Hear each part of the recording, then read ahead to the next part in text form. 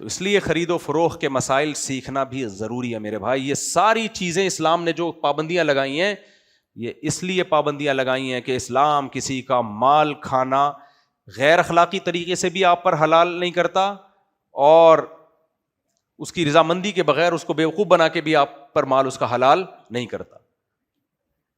الخراج بالضمان مشہور قاعدہ فقہ کا, کہ نفع اسی کا اٹھا سکتے ہو جس کا رسک بھی آپ لیتے ہو, جس کا نقصان بھی آپ اٹھا سکتے ہو. اب یہ جو فارسٹ ٹریڈنگ میں جوئے کھیلے جا رہے ہیں, یہ سارے یہی تو ہیں.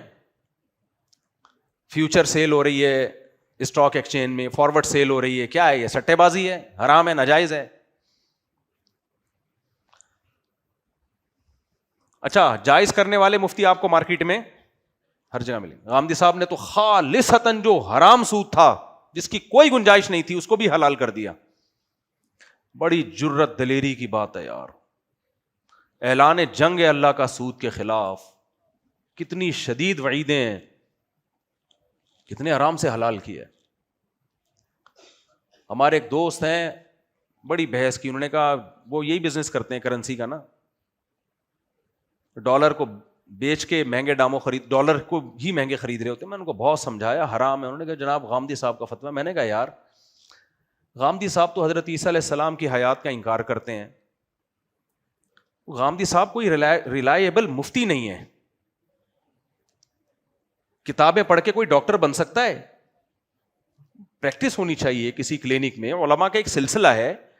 لوگ جواب میں پتہ ہے کیا کہتے ہیں؟ یہود و نصاراؤں میں بھی تو اکثریت گمراہ ہے, وہ بھی تو مکھی پہ مکھی بٹھاتے تھے, اپنے بڑوں کو فالو کرتے تھے, اور قرآن نے ان کی برائیاں بیان کی کہ ان کے علماء گمراہ تھے, تو مسلمانوں میں نہیں ہو سکتے. اس کا جواب ہے کہ نہیں ہو سکتے, اس لیے کہ اس امت کی حفاظت کا اللہ نے وعدہ کیا ہے. یہ امت اتنے بڑے پیمانے پر گمراہ نہیں ہو سکتی کہ غامدی صحیح ہو باقی سارے گمراہ ہو جائیں. نا نا نا نا. اس امت کی دیکھو, تورات میں تحریف ہو سکتی ہے کہ نہیں ہو سکتی؟ کیوں؟ تورات کی حفاظت کا اللہ نے وعدہ نہیں کیا. انجیل میں تحریف ممکن تھی کہ نہیں تھی؟ کیوں؟ انجیل کی حفاظت کا اللہ نے وعدہ نہیں کیا. قرآن میں تحریف ممکن ہے؟ کیوں؟ قرآن کی حفاظت کا اللہ نے وعدہ کیا ہے. کیوں وعدہ کیا ہے؟ آخری کتاب ہے, اگر اس میں بھی تحریف ممکن ہوئی تو اللہ کی حجت بندوں پر تمام ہی نہیں ہوگی.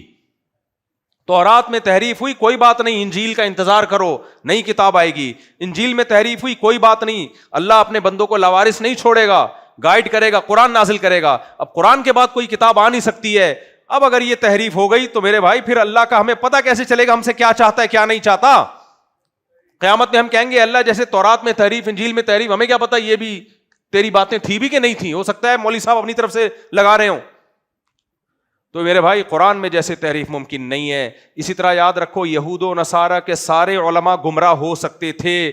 یہ ممکن تھا ان میں ان کا جو ایک غامدی صاحب ہو وہ ٹھیک ہو, ان اس دور کے کوئی. اسی طرح یہودیوں میں ممکن تھا, عیسائیوں میں ممکن تھا کہ یہودیوں میں ممکن تھا, عیسائیوں میں ممکن تھا کہ سارے عیسائی مسیحی گمراہ. ممکن نہیں ہے کہ سارے علماء گمراہ ہوں ایک غامدی صاحب ٹھیک ہوں. نا نا نا نا, ایک غامدی خراب ہو سکتے ہیں, سارے علماء. اس امت کو بھی گمراہی سے بچانے کا اللہ نے من حیث الامہ وعدہ کیا ہے. وہ وعدہ نبی کی زبان پہ چلے گا, نولیہ ما تولی, جہاں جائے گا ہم اس کو دھکیل دیں گے, گمراہی کے دلدلوں میں دھکیل دیں گے ہم اس کو. تو یہاں اللہ نے مسلمان ہے. غامدی صاحب نے اس آیت میں بھی تعویل کی ہے,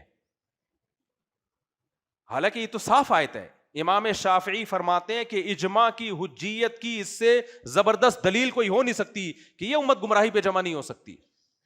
اور نبی نے بھی فرمایا لا تزال طائفۃ من امتی ظاہرین علی الحق لا تجتمع امتی علی ضلالہ, میری امت گمراہ نہیں ہو سکتی. من حیث الامہ.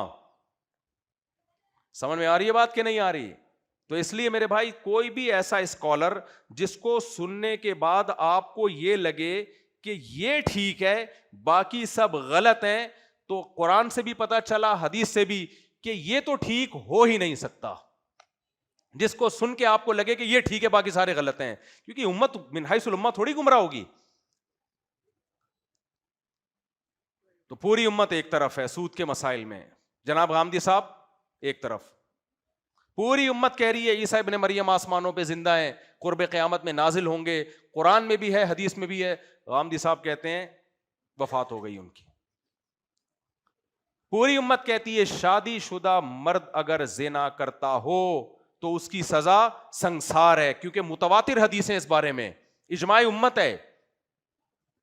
غامدی صاحب کہتے ہیں نہ, شادی شدہ مرد اگر زنا کرے اس کی سزا سنگسار نہیں ہے.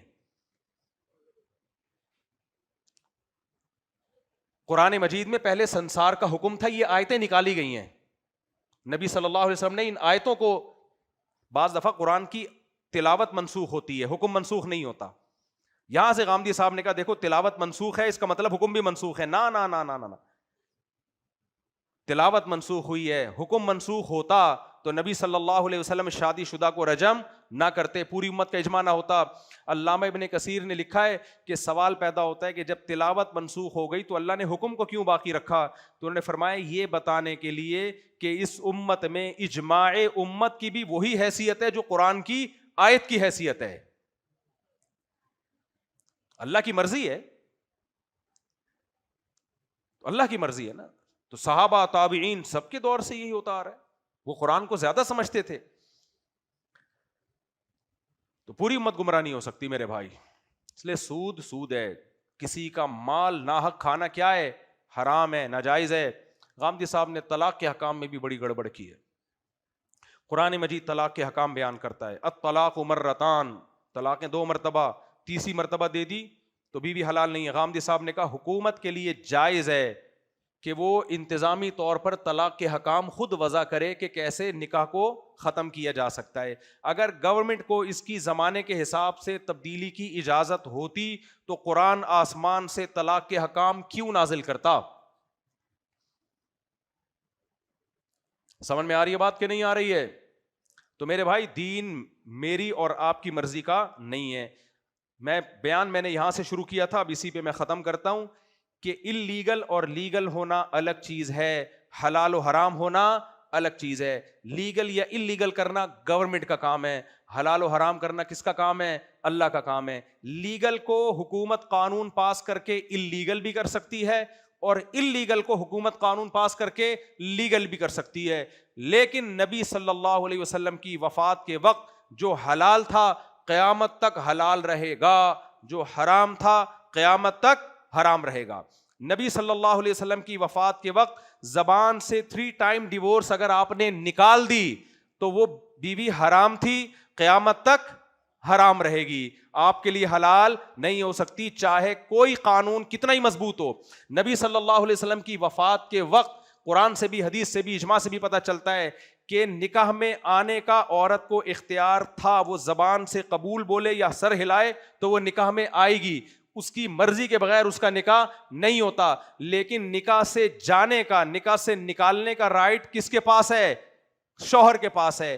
گورنمنٹ اگر یہ رائٹ عورت کو دے دے اس کی شرعی طور پر کوئی حیثیت نہیں ہے, کیونکہ اللہ نے بیوی کو یہ کہا ہے کہ تم 2 طرح سے شوہر کی نکاح سے نکل سکتی ہو, یا تو وہ ڈیورس دے یا تم اس سے خلا لو. اور قرآن کہتا ہے خلا میاں بیوی کا ایگریمنٹ ہے, بیوی کی طرف سے مطالبہ ہوگا, شوہر اس مطالبے کو قبول کرے گا اور اس کے معاوضے میں کچھ پیسے لے لے گا یا مہر معاف کروائے گا. دونوں کے ایگریمنٹ سے یہ جدائی ہوگی تو نکاح کیا کہلائے گا؟ ختم کہلائے گا. یہ جو خود بخود کورٹ میں آپ کی بیگم گئی اور جج صاحب نے اس کو تنسیخ نکاح کی ڈگری پکڑا دی, اسلام کی نظر میں اس کی کوئی حیثیت نہیں ہے. یہ بیوی شوہر کے لیے حلال تھی, حلال ہے, اور کسی اور کے لیے حرام تھی. جج کے فیصلے کے بعد بھی کیا رہے گی؟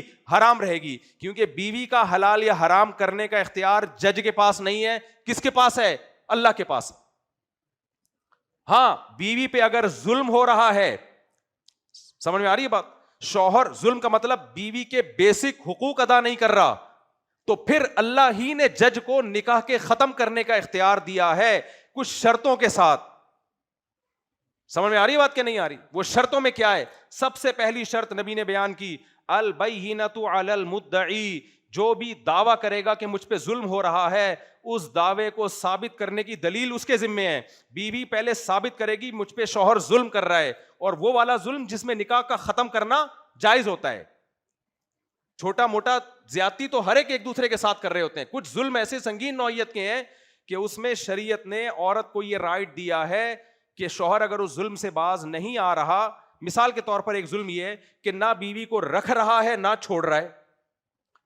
کتنے لوگ ہیں شادی کی اور ملک سے باہر چلے گئے, بھائی لے کے جاؤ اس کو یار, نہیں جی میں چھوڑوں گا بھی نہیں, میں رکھوں گا بھی نہیں. یا رکھ لیا, بنیادی نان نفقہ ہی نہیں دے رہا اس کو, جو اس کا بیسک رائٹ ہے وہ بھی نہیں دے رہا, تو کہاں جائے گی بھائی؟ کیا زہر کھائے گی؟ کیا کھائے گی وہ؟ تو آپ بیسک حقوق تو ادا کرو اس کے.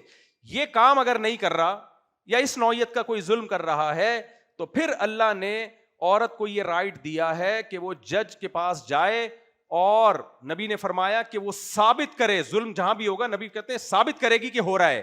یہ نہیں ہوگی کہ اس کا یک طرفہ بیان لے کے جج فیصلہ کر دے. وہ ثابت کرنے کے مختلف طریقے ہو سکتے ہیں.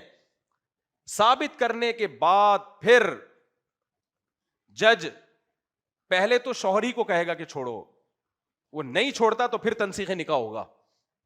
یہ 3 طریقے ہیں, اس کے علاوہ چوتھا کوئی طریقہ اسلام میں نہیں. یہ جو آج کل طریقہ عدالت میں چل رہا ہے کہ عورت گئی مجھے اس شوہر کے ساتھ نہیں رہنا, یا اس نے دعویٰ کیا یہ ظالم ہے, لیکن اس دعوے پہ کوئی دلیل نہیں اس کے پاس, اور جج لیتا بھی نہیں ہے کوئی دلیل, مانگتا بھی نہیں ہے, اس میں نہیں ہوگا بھائی. اس میں وہ عورت کسی اور کے لیے حلال بولو نہیں. تبھی لوگ میرے پاس آتے ہیں کہ بیگم میں کسی طلاق یافتہ خاتون سے نکاح کر رہا ہوں, انہوں نے خلا کی ڈگری لی ہے, تو میں کہتا ہوں پہلے اس خلا کی ڈگری مفتیوں کو دکھا کے فتویٰ لو کہ یہ خلا شرعاً صحیح ہوا ہے کہ نہیں ہوا. کسی کی بیوی سے آپ نکاح نہیں کر سکتے. وہ کہتے ہیں نہیں کورٹ نے کہا ہے. میں نے کہا بھائی جج کوئی اتھارٹی نہیں ہے, حلال و حرام کرنا کس کا کام ہے؟ اللہ کا. یہ جج کے پاس رائٹ تھوڑی ہے. جج کہتے یہ خنزیر کے میں نے فیصلہ کر دیا کہ یہ حلال ہے, حلال ہو جائے گا؟ تو میرے بھائی خنزیر سے زیادہ حرام کسی کی بیوی ہے جس سے ریلیشن بنانا. خنزیر کھا لو یہ بھی حرام, کسی کی بیوی سے شادی کر لو یہ اس سے بڑا حرام ہے. نہیں آئی میرا خیال ہے بات؟ تو جج جیسے خنزیر جو حرام تھا حلال نہیں کر سکتا, چاہے 100 فیصلے کر دے. جمشید کی بیوی کسی اور کے لیے حلال نہیں ہو سکتی جب تک اس پروسیس کو اختیار نہ کیا جائے جس پروسیس کے بعد اللہ نے کہا ہے کہ اب تیرے اوپر حرام ہے. جب تک پرانے شوہر پہ حرام نہیں ہوگی کسی اور کے لیے حلال.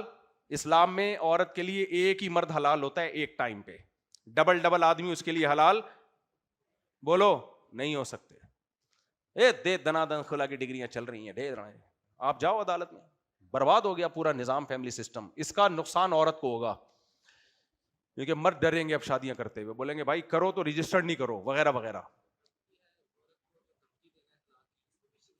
نہیں, طلاق کی دھمکی بری چیز ہے لیکن اس پہ خلا نہیں بنتا, اس پہ طلاق نہیں ہوتی.